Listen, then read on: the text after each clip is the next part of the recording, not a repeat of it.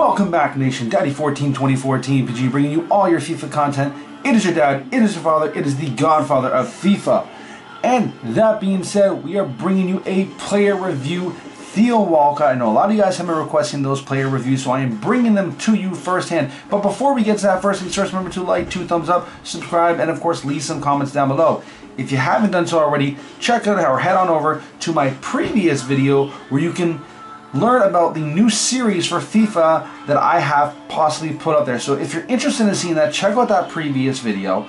Don't forget to leave some comments and like that video so I know to go ahead and continue with that series. But that being said, we are here for the Theo Walcott full review. So I have Theo Walcott here up on the screen, and we're going to go ahead and get into it. The first thing we're going to do is take a look at Walcott stats. My apologies.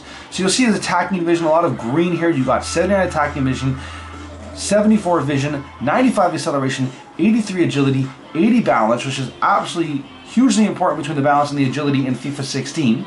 And then of course you get your reactions at 80, your sprint speed at 96, making him the fastest player in FIFA 16. FIFA has actually outright come out and said it. And then of course the stamina at 75. His strength is not the greatest, but I actually beg to differ with that. And we'll talk a little about that later on when you see some of the clips and some of the goals I actually managed to score with him. Also, you get ball control at 80, crossing at 78, curve at 72, dribbling at 81, finishing at 82, free kick accuracy not the greatest, of course. You get 73. You do have a couple stats in the orange and the reds there as well. Penalties at 73, short pass at 77, and then of course, what was the last one there? I missed it there. The shot power is at 76, my apologies. Of course, you have a 26-year-old 5'9" player, 150 pounds. He plays for England and Arsenal. And of course, if you're looking to add him onto your ultimate team, he's going to run you somewhere about 19,000 to 20,000. I will have it in the screen at the end of the video when I give my final verdict and the score.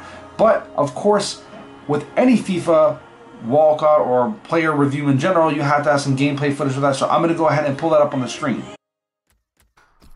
So as mentioned, with a player like Walcott, you're going to get a pacey winger who can fly out of the wings, cross in balls, and of course score goals, as you see right there in that highlight as well. But one of the things we talked about earlier in the video was his strength not being the greatest. I think it was 63 or 68, don't recall the number right now off the top of my head. But as mentioned, he's not as weak as you think he was.